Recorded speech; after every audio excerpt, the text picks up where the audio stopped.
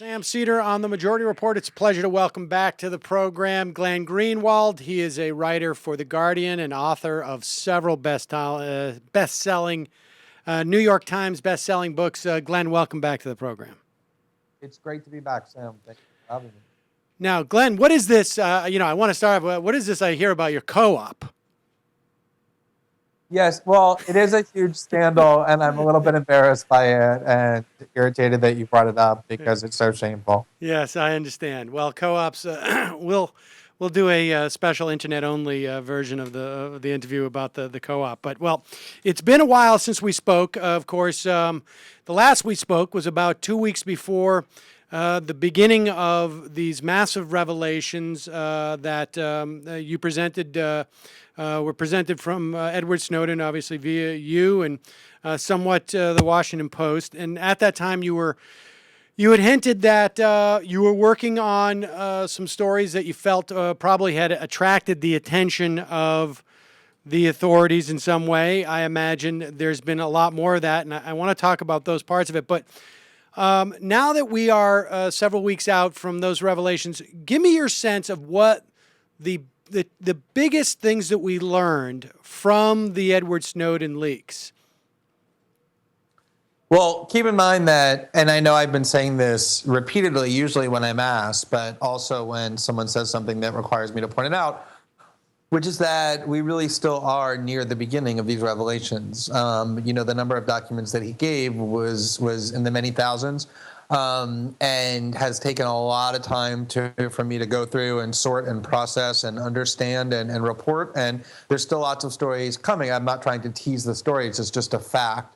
So when I say that here's what we've learned so far, the operative words are so far, essentially the bottom line is that the NSA is building a system that has its objective full-scale and complete surveillance, by which I mean that every form of human communication that takes place electronically, either on the internet or through telephones or related technology, is within the surveillance of the NSA, and that they actually collect it all, store it, analyze it, and then can access it at any time, which is really the erosion of privacy around the world, not just in the United States.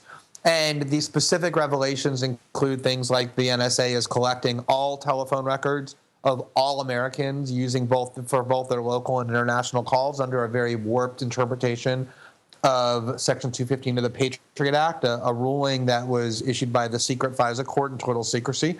The NSA has all kinds of arrangements and collusion and cooperation and collaboration with Silicon Valley, the largest internet companies in the world, to assure themselves of all sorts of unfettered access to the chats, the emails, the messages, the videos that are transmitted through these companies.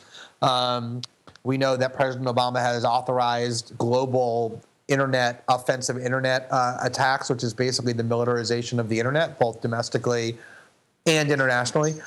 We know that the top-level national security official in the Obama administration, James Clapper, lied to the faces of Congress when asked whether or not the NSA was collecting millions of records on Americans, and he said no, denying that they're doing exactly that which we revealed that they are doing, and lots of other stories as well that all prove this same point, that there's this ubiquitous spying apparatus being constructed secretly with virtually no oversight.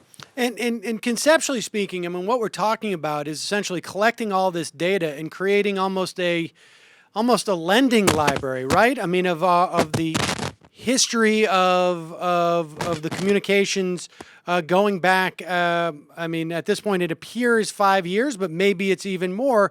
And it's a lending library of sorts that it seems different agencies in the U.S. government can, in some way or another, access if they're engaged in some type of investigation. Well, first of all, one of the things that makes it so disturbing, and one of the reasons it has resonated as much as it has, is the issue is that it's indiscriminate, that it's not targeted at just people who are involved in a particular investigation, or even what the Patriot Act was designed to do, which is allow them to get records, quote unquote, relevant to an investigation. The reason why the Patriot Act was so controversial is because it dramatically lowered the standard that they needed to meet to relevance to an investigation. Nobody, even the people warning most vocally about the Patriot Act when it was enacted, thought that it could be used to gather the information about all Americans, which is what they're doing. And what makes that so pernicious is that not only that they can go in and invade your communications at any time they want, which is what they can do, but by collecting the so-called metadata, the records of who you call, who calls you, how long you speak, who those people then call, or who you email, who emails you, where you are when you send the email, they can create an incredibly invasive picture of who you are, what you do, what your associations are, that in a lot of ways is even more revealing than the contents of your communication itself. And it's an incredibly invasive weapon to give to a state to be able to know that much about all of its citizens and to be able to use it however they want with very little checks or limitations. And what do you say to someone who says, well, I've got nothing to hide. I don't care if people see that I'm calling my grandma and calling my friend and calling to order a pizza. Right. Well, the lives of most adults contain a lot more than calling their grandmothers and calling to order a pizza, which is the reason why adults, even the people who say that, actually value privacy and prove that they do with their actions, even if their words try to deny it. So these are people who will put locks on their bedroom door and their bathroom door because they want to keep people out so they can have places that are private. There are people who put email passwords on their email accounts or their social media accounts so that they have places where they can go and do things and read things and say things and speak to people without other people knowing about it. It's really the very rare individual, the very rarely boring, soulless individual who, quote unquote, has nothing to hide. Most people do things that they don't want other people knowing about because it'll bring them shame or because they will feel judged by it or it'll harm their interest in some way or their relationships in some way. People seek out and crave privacy in all sorts of ways. It's really a human need. And a society in which there's no privacy, where you feel as though you're constantly being watched, is one that really breeds conformity, because it's only in those instances where you can act without judgmental eyes being cast upon you do people feel free to explore limits or to engage in dissent or to challenge orthodoxy. And it's why every tyrannical government has as one of its first priorities creating a massive surveillance system and destroying privacy, because a citizenry that is constantly watched is a citizenry that will be kept in line. It really radically alters our life collectively and our lives as individuals when we have no sphere where we can do things without people knowing about it. And speaking as one of those boring people, one of my concerns is, however, is that we have both a fluid, I mean, even as the program is constituted now, it seems to not just apply to quote unquote terrorists. And we also have the issue of the fluidity of that term. I mean, I don't think 25 years ago anybody was referring to people who would chain themselves to a tree to stop a pipeline as a terrorist, but we see more and more as that's added to the lexicon, this notion of eco-terrorists. We have seen in the past that vegans have been surveilled when they protest. And part of the concern, it seems to me, is also what our society is. There seems to be both an ever-growing compulsion to know more about our society in terms of invading privacy, but also an equally driven compulsion to define that which society or the national security state doesn't like as being outside of sort of any type of legal framework. Right. I mean, I think there's several points there that are important in what you said.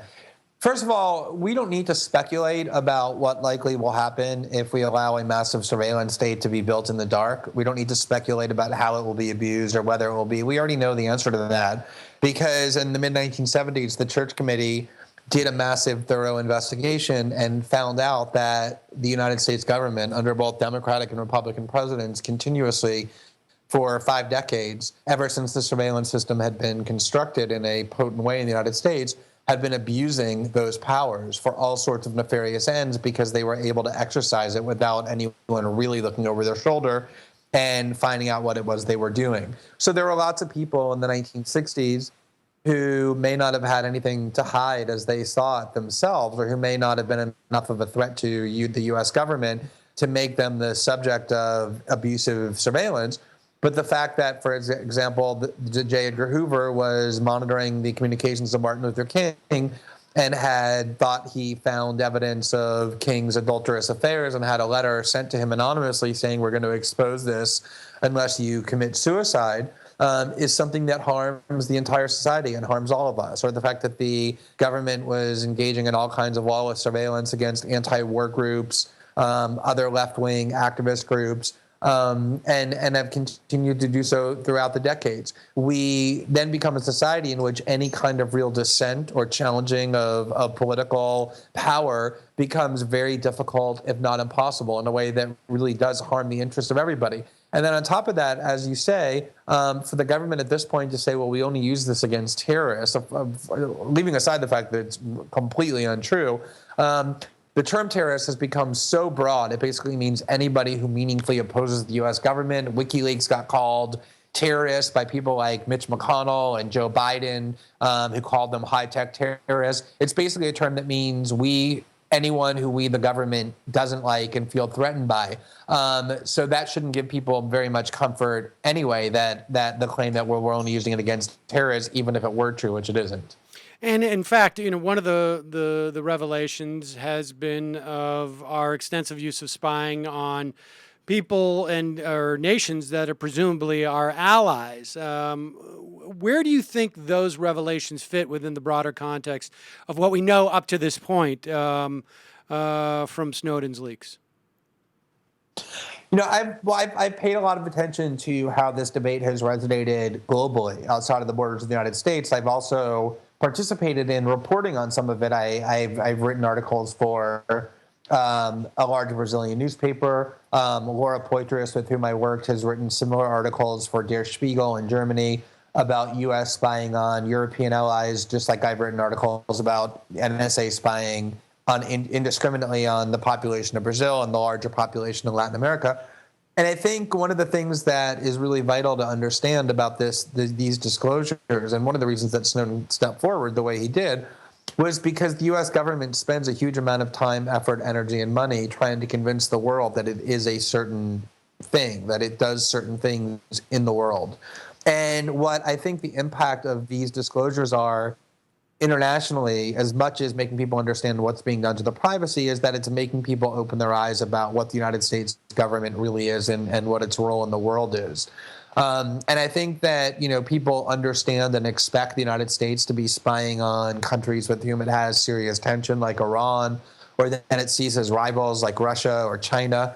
But the fact that the United States is spying on supposedly its closest allies or countries with whom it has completely amicable relations, like EU states or like Brazil or other countries in Latin America, demonstrates that this isn't about trying to target threats or bad people. It's not about trying to protect the security of the United States. It's only about one thing, and that is knowing what everyone in the world is saying so that the United States continuously can maximize its power. And it radically alters the balance of power between the United States and the rest of the world, between the American population and its government. And that's really why these disclosures are so vital, and how people are taking them on and understanding them is that it's really about the U.S. government continuously entrenching itself as this sort of unchallengeable, ubiquitous empire. And I think it's important for people to know.